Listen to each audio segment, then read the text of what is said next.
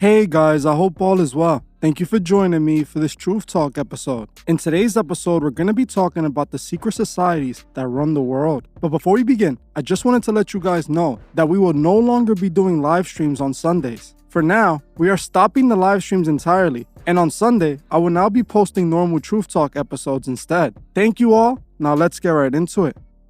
Since the start of human civilizations, secret societies have formed in the shadows with the goal of controlling the masses. I am certain many of you have heard of the Illuminati, who many people believe secretly run the world. The thing is, the Illuminati haven't existed for years, and their symbol is not the pyramid in the eye. That symbol actually belongs to the Freemasons. The world is ran by secret societies, but is not only by the Illuminati. In today's episode, we will be looking at some of the secret societies that truly run the world. The real organizations that are truly behind the scenes, participating in rituals and pulling the world's strings. The first organization we're going to be talking about is the Knights Templars, as they are one of the oldest organizations to ever exist and evolved into the groups that run our world to this day. The Knights Templar were a Catholic military organization that was formed in the year 1119 and existed for just about 2 decades during the Middle Ages. The members of the Knights Templar were among the most wealthy and powerful people of the time. It is believed that they had between 15 to 20,000 active members. The order symbol was this red cross. The order was sponsored by the Catholic Church, as they had sworn to devote themselves to protecting the Christian pilgrims that were visiting Jerusalem and the holy places.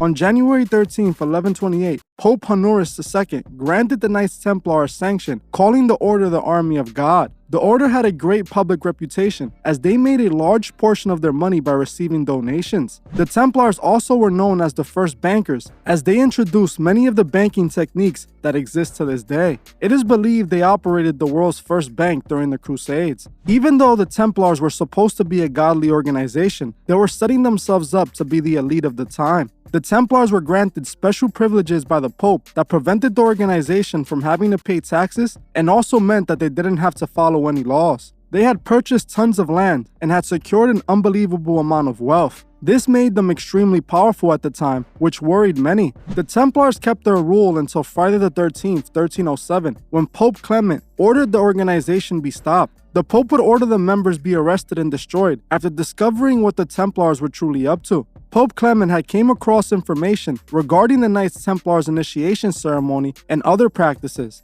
It was discovered that the Knights Templars were not truly serving Christ, but the opposite. After the Templars were arrested on suspicion of Satanism, many of the members confessed to a bunch of crimes against God. The Templars confessed to rituals and practices they did that were truly despicable. The members of the Templars confessed to routinely stomping and spitting on the cross, and even relieving themselves on it. Some of the members also confessed to worshiping the goat deity Baphomet. Baphomet, who occultists to this day worship. Members also revealed that they participated in many different types of intimate rituals with other members. It was also rumored that the Templars had plenty of holy treasures, as it was believed they were hiding the Holy Grail and also the cross Jesus was crucified on. When the king discovered these crimes, the order was destroyed, and the Grand Master of the Templar, Jacques de Molay, was eliminated, but not before a few members managed to escape. It is believed some members got word of what was happening before they were able to get caught, and managed to slip away in ships to other parts of the world, specifically Scotland, the same place where Masonry will spring up years later.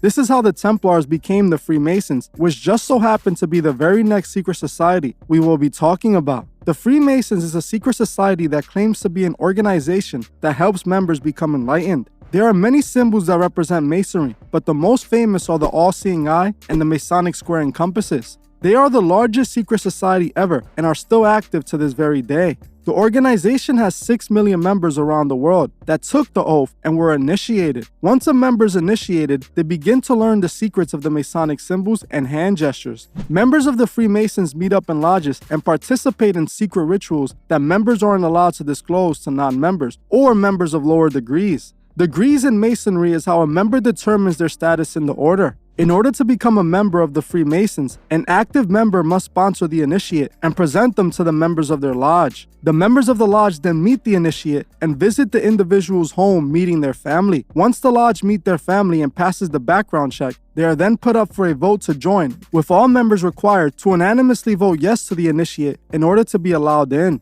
Once the member is voted in, he is initiated into the Freemasons, becoming an entered apprentice. The newly joined members will then have to surpass the first 3 degrees in Masonry by performing Masonic rituals, which the first degree is called the Entered Apprentice, the second degree is called the Fellow Craft, and the third degree is called the Master Mason. Once a Mason reaches Master Mason, they can then go through the degrees of the Royal Ark. Once a Mason surpasses those degrees, they can then learn other Masonic rites, such as the Order of the Knights of Templars or the Order of the Bavarian Illuminati, and also the Scottish Rite and Shriners, alongside of many other Masonic divisions. Masonry is truly one of the very first organizations, as the first Freemasonic Lodge was unofficially created in the year 1598, but it wasn't until the year 1717 that the Grand Lodge was established in London. This date chosen is important and is no coincidence, as the order runs on the ideology of duality. When we look at 1717, we see 2 17s, which represents duality. Even though the first lodge was created in the 1700s, it is believed Masonry was already active since the 1400s. I am actually working on a long-form documentary-style video on the Freemasons, so I am not going to make this entire episode about Freemasonry.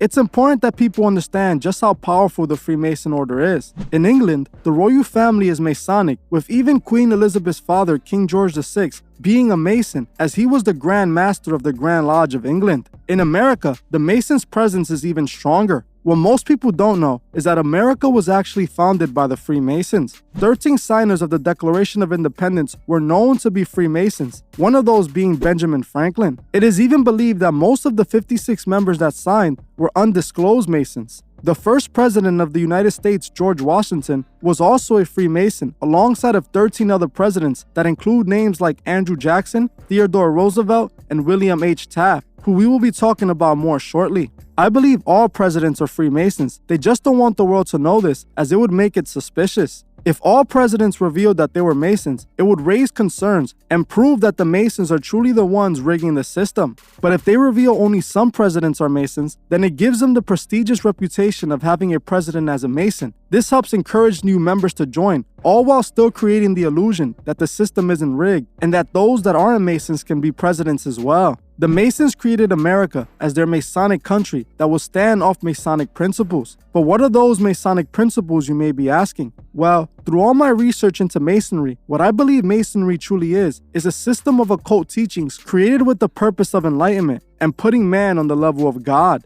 I believe the Masons see Lucifer as a symbol of enlightenment, as in the Bible, Lucifer is who leads Adam and Eve to the forbidden fruit that enlightened them with the knowledge of good and evil. The Masons represent this very process, learning the forbidden knowledge and becoming like gods. The Masons pretend to be a charitable organization and claims to be a spiritual group that honors God. The thing is, religion talk isn't allowed in Masonry lodges, so there's no talks of God. Also, people fall for the misconception that you must worship God to be a Freemason. This is not true. You must admit the existence of a God, not state that you worship them. The reason the Masons require people to admit the existence of a God in order to join is because Masonry believes in God and the devil. The whole teachings relies on a person being woke spiritually. Now, this doesn't mean they serve God. If a person believes in the devil, they must also believe in God. Which one they choose to serve is completely different. I personally believe the Masons are following the teachings of Lucifer, performing rituals to rise in degrees and ascend as gods on earth. The Masons call their God the Grand Architect, and their Grand Architect is not God, but Lucifer.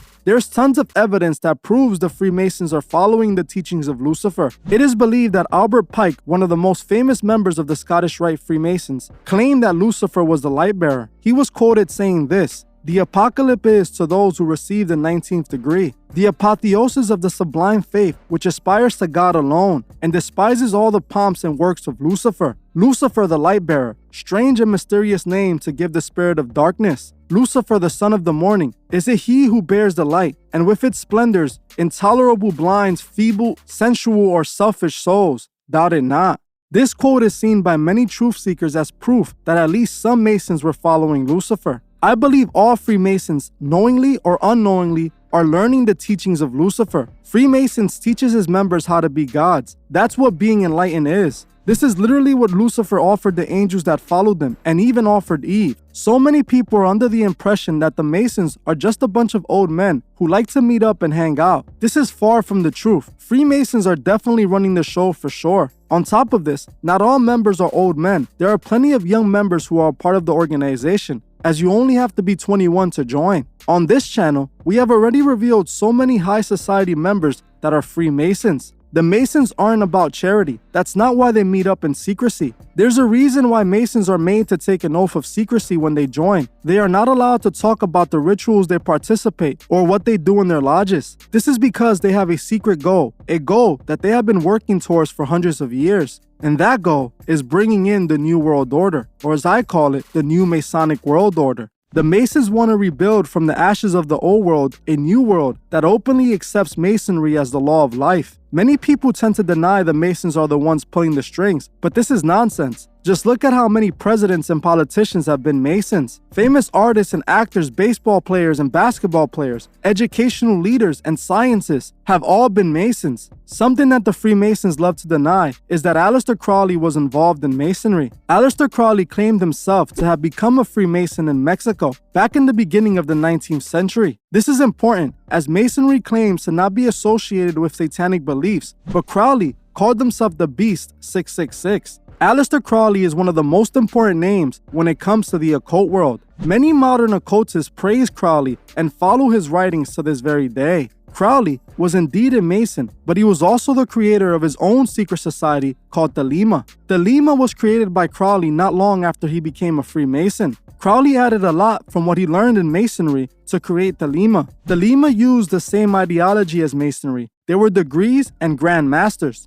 The order also borrowed a lot of its rituals from Masonry. Crowley also introduced his own rituals that he claimed was taught to him by the deity Awis, who was a part of what occultists collectively called the Secret Chiefs. The Secret Chiefs is the spirit Crowley and other occultists channel. Crowley wrote his most sought-after book, the Book of the Law, while he was possessed by Awis, which led him to create the Lima. Crowley believed himself to be a prophet of these deities, who was chosen to lead humanity into the new era of spiritual development, an era he called the Aeon of Horus, the child god. There is actually a whole series based on the story of Jack Parson, who is known as one of the creators of the rocket ship and space travel. The show Strange Angel tells the story of how Jack Parson discovered the Lima and joined the order, performing the rituals done by Crowley. In this show, they show a lot of interesting scenes that openly depict what kind of rituals take place in Thelema. Just about all the rituals have to do with Crowley's form of magic called sex magic. The way that Crowley explains this type of magic works is by participating in a specific ritual when two or more people are being intimate. Crowley believed when people were in the act, they were connected to the spiritual realm so they can tap into their true will.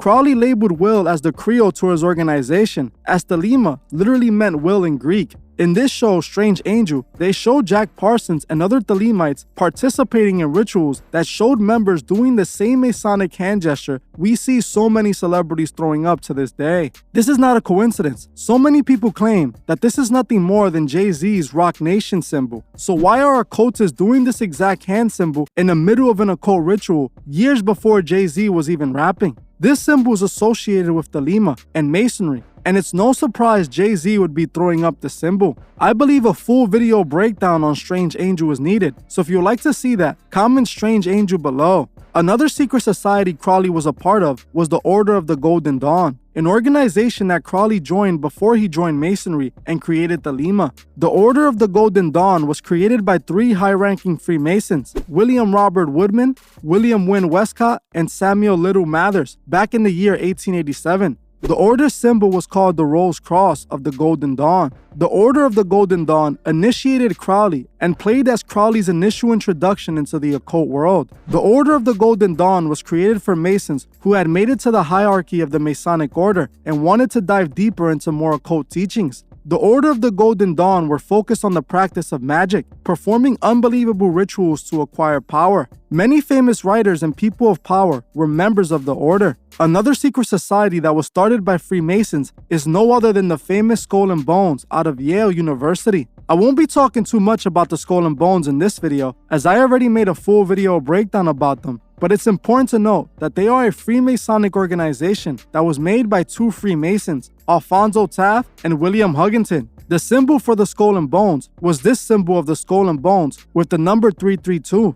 Just like the Order of the Golden Dawn, the Skull and Bones rituals came directly from Freemasonry. It's important to note that many prominent members of government, specifically the CIA and even presidents, have come from the Skull and Bones, like George Bush Sr. and George Bush Jr. The organization is known to initiate people directly from Yale's campus, only initiating the best performing students. If you guys want to know more about the Skull and Bones, make sure you watch this video next. Another secret society that was influenced by Masonry was no other than the Illuminati. The organization that people think all celebrities are a part of started all the way back on the 1st of May, 1776. The Illuminati was started by Adam Weishaupt, who started the Illuminati to oppose the church and to bring the masses to enlightenment. What many people don't know is that the Illuminati symbol is not the all-seeing eye. It's actually this symbol, the symbol of the Owl of Manivra. The all-seeing eye has always been a Masonic symbol. Adam based his Illuminati organization off the Masons' teachings, trying to replicate them to the best of his ability. The only problem was that Adam wasn't a Mason and didn't know the rituals they performed, so he eventually decided to join Masonry in order to learn the rituals. He joined the Freemasons in February 1777 and in no time became a Master Mason. Eventually, Adam will be persuaded by a fellow Illuminati member that the Illuminati should merge with Freemasonry in order to acquire the Masonic rituals and knowledge. Shortly after this, Adam will be granted the ability for the Illuminati to be able to form their own Masonic lodge called the Theodore of the Good Counsel.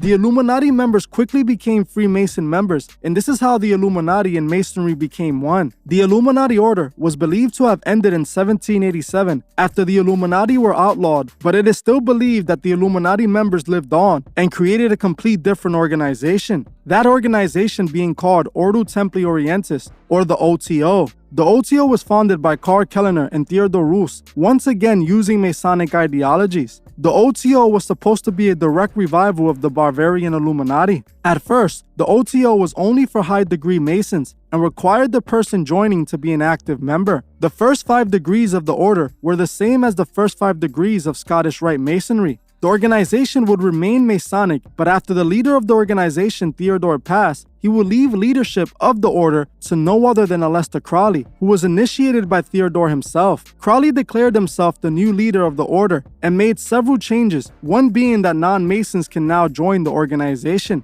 We can clearly notice a pattern when it comes to all these organizations. They all have a connection to Masonry. All of these organizations were started by Freemasons, as like I have already stated, the Masons are the ones truly running the show. People call truth seekers conspiracy theorists, but the thing is, there is no theory. None of it is made up. The Freemasons are truly the ones pulling the strings. They are the ones pushing the agenda the masses follow. For hundreds of years, they have been behind the scenes doing rituals and serving Lucifer. We must remember what goal the Masons have. They want to bring in the new Masonic world order. We must no longer be the sheep the Masons sacrificed to bring in this new world. Well, like I always say, we must remember that every day we wake up, our souls are at stake. And we also must remember to help those who can't see the truth find the truth. Well, that's it for this video. Thank you all for watching, and I'll see you guys in the next one.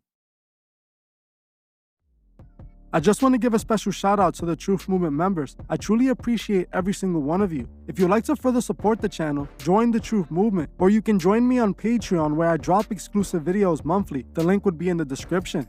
Another way you can further support the channel is by checking out the Truth Fish store and seeing if you find anything you like. Every purchase you make goes directly to helping the channel and furthering Truth Records. Also, please leave a comment on your thoughts below and on any future topics you would like to see me cover on my channel. If you're new to the channel, make sure you subscribe and hit the bell so you can be notified when I drop new videos. If you like this video, please leave a like as it helps other people find these videos. You can also find me on TikTok and Instagram and follow me there for more truth. Thank you all for watching, and I'll see you guys in the next one.